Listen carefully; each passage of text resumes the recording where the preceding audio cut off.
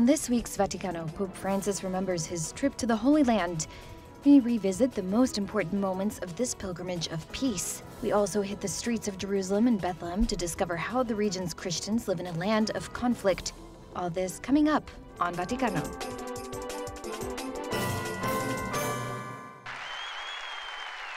This was the reaction as Pope Francis rolled back into St. Peter's Square for the first time since his trip to the Holy Land.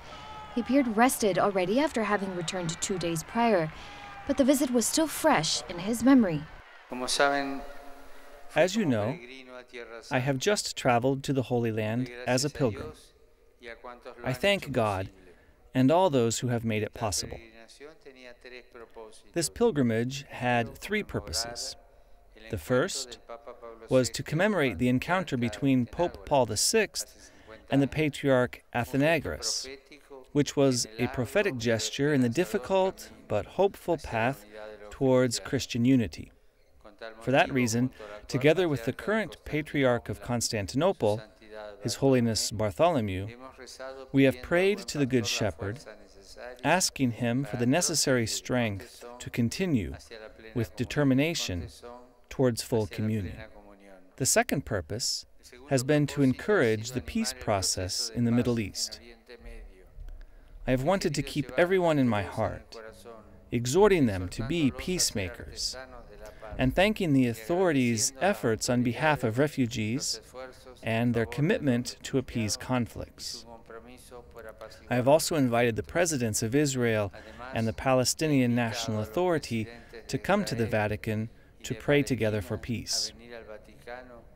The third reason has been to confirm the faith of the Christian communities, which suffer so much, and to express gratitude to them on behalf of the Church for their courageous presence in the Middle East and for their invaluable testimony of hope and charity.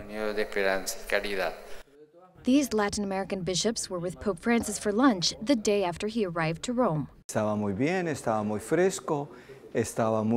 was very well, he was very fresh, he was very happy, and he was very satisfied with his trip. He was also very approachable, as he always is, and we spoke a little bit about all of the important things that are on our minds, everything that worries and interests the Church right now. I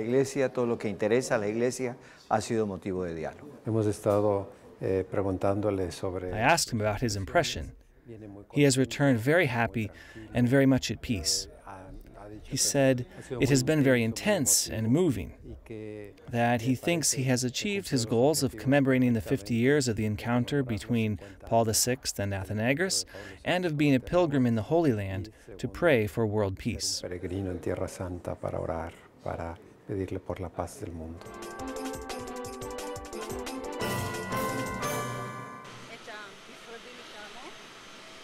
Pope Francis in the Holy Land, with every step intent on promoting peace, reconciliation, and unity in these troubled lands.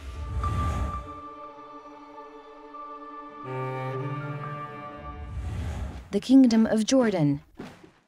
And here the King and Queen. There he set the pace for the 3-day trip.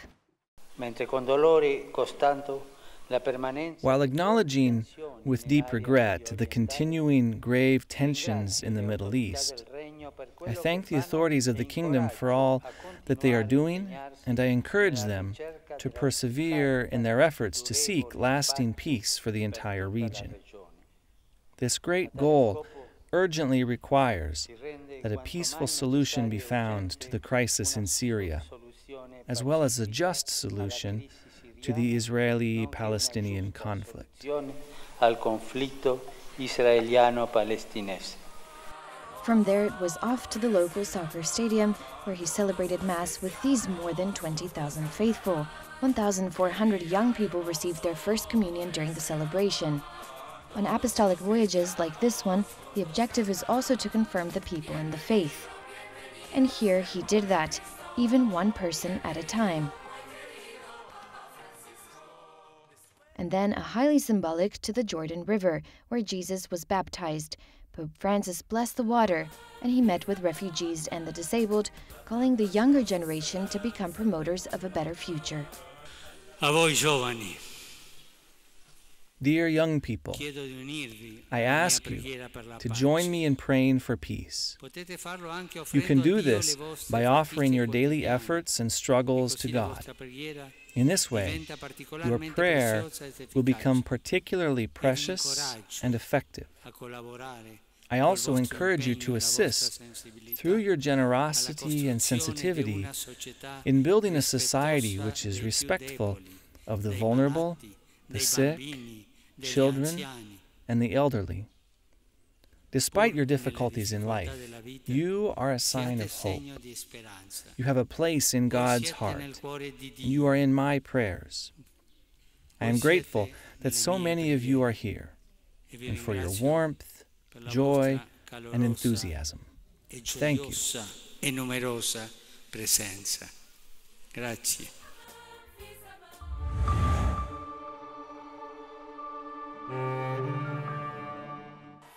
Day 2 started in the Palestinian city of Bethlehem, where a wall now separates locals from Israel. The Pope didn't ignore it. He prayed there, and in his first meeting of the day, he urged Palestine and Israel to reconciliation. Vorrei dire dal profondo del mio cuore che è ora di I wish to state my heartfelt conviction that the time has come to put an end to this situation, which has become increasingly unacceptable. For the good of all, there is a need to intensify efforts and initiatives aimed at creating the conditions for a stable peace based on justice, on the recognition of the rights of every individual, and on mutual security. The time has come for everyone to find the courage to be generous and creative in the service of the common good, the courage to forge a peace which rests on the acknowledgement by all of the right of two states to exist and to live in peace and security with internationally recognized borders.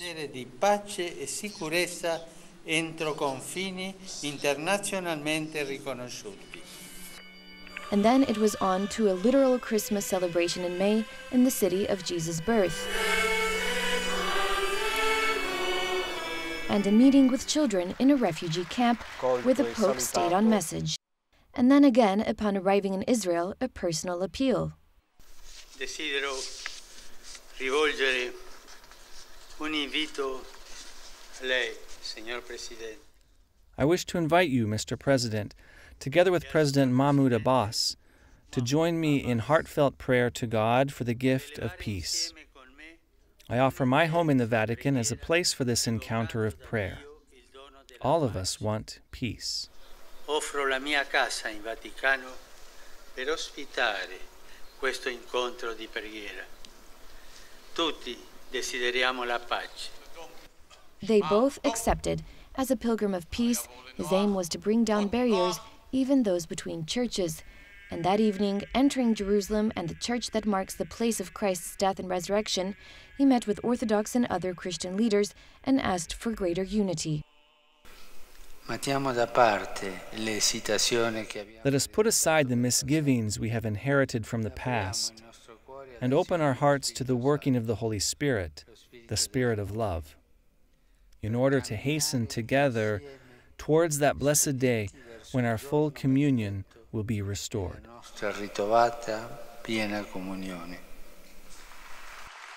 This was the main reason for the Pope's trip, 50 years after Pope Paul VI made a similar plea from the same place.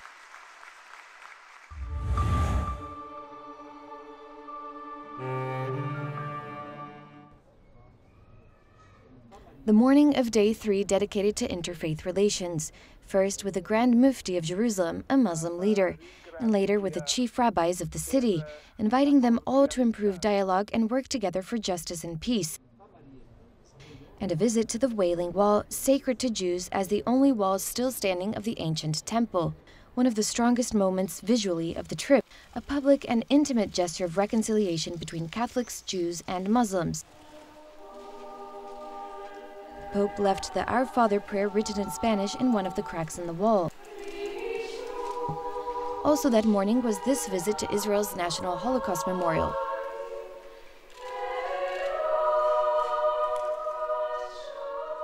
a moving visit when he met with Holocaust survivors and said never again to the violence that took the lives of their family members and so many others. Mai più, Signore. Mai più. Adamo, dove sei? And the afternoon was dedicated to the Christians of the city. First in the Garden of Gethsemane, where Jesus was betrayed and taken off by the authorities to be crucified, the Pope called today's disciples of Christ to be firm in their faith. La vostra presenza qui è molto importante. Your presence here is extremely important. The whole church is grateful to you, and she sustains you by her prayers. From this holy place, I wish to extend my heartfelt greetings to all Christians in Jerusalem. I would like to assure them that I remember them affectionately and that I pray for them, being well aware of the difficulties they experience in this city.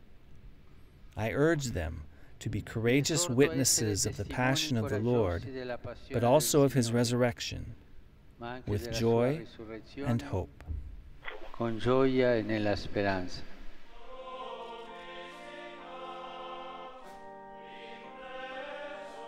Then this final Mass with the bishops of Jerusalem on the site of the first Christian community, the Last Supper and Pentecost. And that was it. The Pope left the Holy Land as a pilgrim of peace to leaving a land of conflict with something to think about.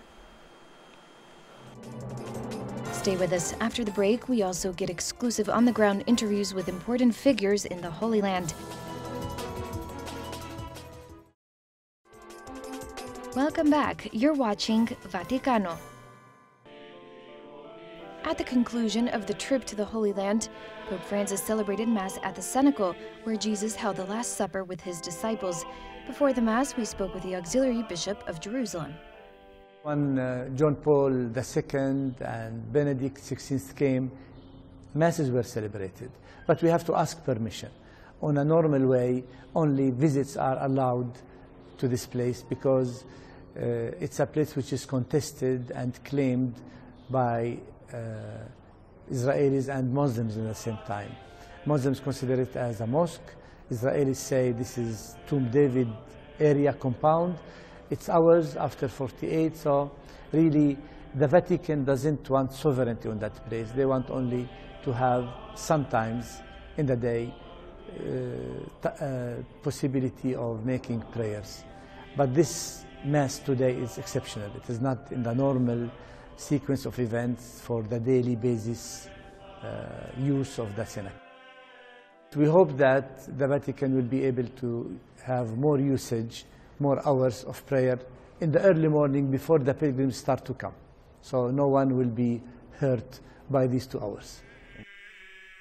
He was at the prayer of the Holy Sepulchre. This is what it was like for him. Really, it was moving. It was moving, emotional. The humility of the Pope, the friendship which was born between the two, the Pope and the Patriarch of Constantinople, the atmosphere, the nature of people present in the Holy Sepulchre. It was historical in all the meaning. No one put in doubt, in question, the importance of this fact. But the fruits are unpredictable. We don't know what will result. But at least something will come up.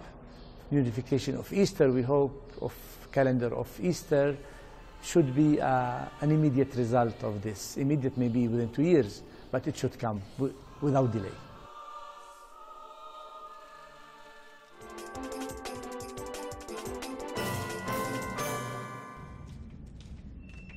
This is the birthplace of Christ, Bethlehem, and this, the Church of the Nativity, on the site where the child Jesus once slept in a manger.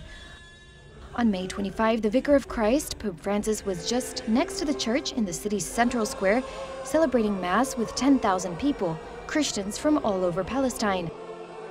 The connection between Rome and Bethlehem is essential for the locals.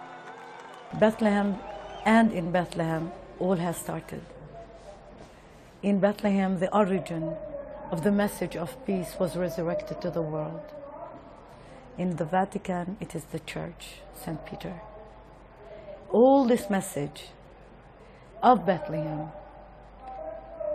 can remain empowered and sustained by the other identity in the Vatican. It is a kind of a wombic relationship of connection, empowerment, and keeping the Star of Bethlehem enlightening. In other words, the Vatican can be the oil to keep the light of Bethlehem's star enlightened. On this trip, the Vatican came to Bethlehem, concerned for the plight of children in areas of conflict and poverty. Sadly, in this world, with all its highly developed technology, great numbers of children continue to live in inhuman situations, on the fringes of society, in the peripheries of great cities, and in the countryside. All too many children continue to be exploited, maltreated, enslaved, prey to violence and illicit trafficking. Still, too many children live in exile as refugees, at times lost at sea, particularly in the waters of the Mediterranean. Today, in acknowledging this, we feel shame before God who became a child.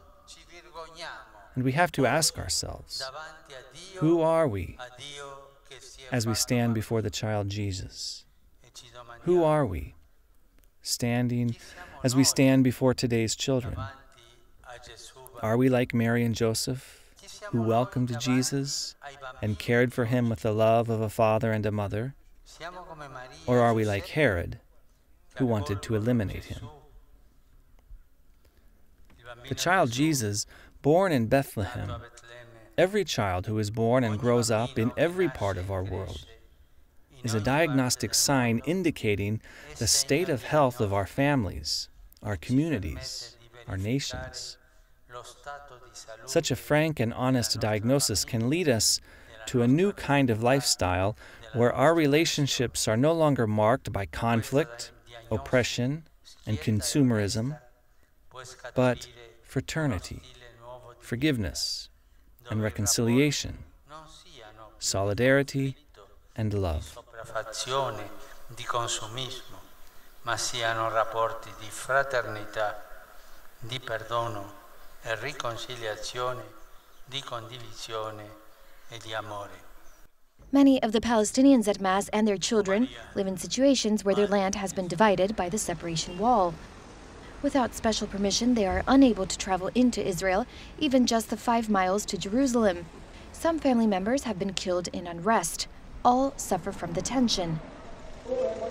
The mayor of Bethlehem, the first woman ever to hold the position, told us before the Mass what she would be saying to the Pope when she met him. Though your visit is religious and spiritual, but it is to the Holy Land. Your motto is the motto of oneness, let it be one. However, the Holy Land,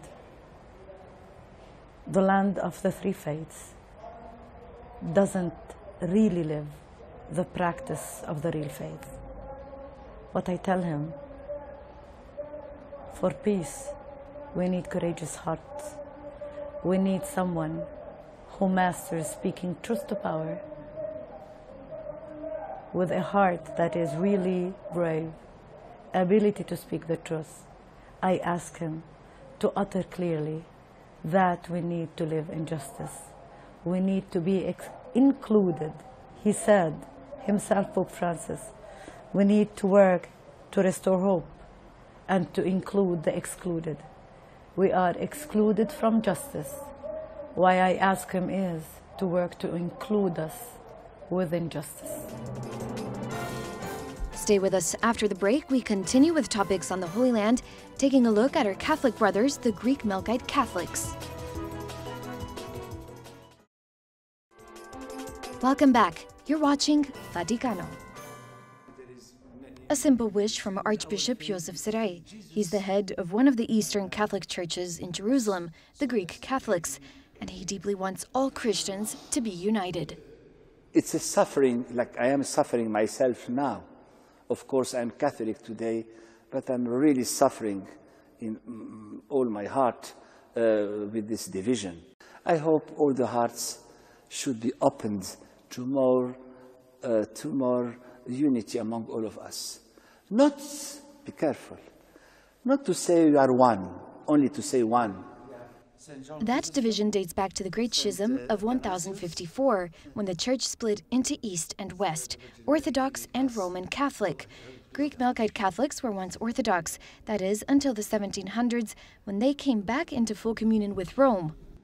The Greek Melkite Catholic Church is exactly like the Greek Orthodox Church from the beginning in the first centuries, but this Byzantine Church that began from Constantinople and Antioch and spread in all the Middle East in the first centuries, and Greece and Russia and Ukraine and many countries of the eastern countries in Europe. So this is the Byzantine Church in the first centuries. The Greek Catholic Church, Melkite Catholic Church, we began in 1724, beginning from Antioch, but the seat of Antioch was transferred to Damascus. So we say the Patriarchate of Damascus, of Antioch, I'm sorry, in Damascus now. So the bishops, the synod in that time, with a certain influence from many Catholic missionaries, they found in 1724 to make the communion with the Catholic Church. This is how we began. We are now, after many emigrations, about 2 million all over the world, and we are in Syria, Lebanon, Jordan, here in Israel and Palestine, in Egypt also, and in Europe, especially some parishes in France, in Italy, Belgium, and also in the diaspora, Canada, States, United States, America Latina, Latin America, and also in Australia. For him, the initiative of the Common Prayer in the Church of the Holy Sepulchre was important. He described Pope Francis' pilgrimage as a ray of light. That big step towards unity took place in the Holy City. Certo, non possiamo negare le divisioni che ancora esistono tra di noi. Clearly, we cannot deny the divisions which continue to exist among us, the disciples of Jesus. This sacred place makes us even more painfully aware of how tragic they are. And yet, 50 years after the embrace of those two venerable fathers, we realize, with gratitude and renewed amazement, how it was possible, at the prompting of the Holy Spirit, to take truly significant steps towards unity. We know that much distance still needs to be traveled before we attain that fullness of communion, which can also be expressed by sharing the same Eucharistic table, something we ardently desire. Yet our disagreements must not frighten us and paralyze our progress. We need to believe that just as the stone before the tomb was cast aside, so too every obstacle to our full communion will also be removed. The one church, unity of the church, is to help all over the world who are looking for happiness. No happiness except the peace and love and happiness given to all of us in Jesus Christ. The Armenian Orthodox Church, on the other hand, is not in full communion with Rome, but they still view Roman Catholics as their brothers. We don't say the Latin, we say the Catholic Church. The Catholic Church, we respect a lot the Catholic Church, not because it's a big church, it's a powerful church, but because it's one of the traditional churches, like the Armenian church, and then we respect more the system, the discipline that they have in the church. That's why we look forward to have close ties with the Vatican, but here we are having good relations with the Catholics, with the Franciscans especially, Franciscan brothers, and the Latin Patriarch. We are very close friends. Actually, I am taking the Custos of the Franciscan Church here with me to Armenia next month.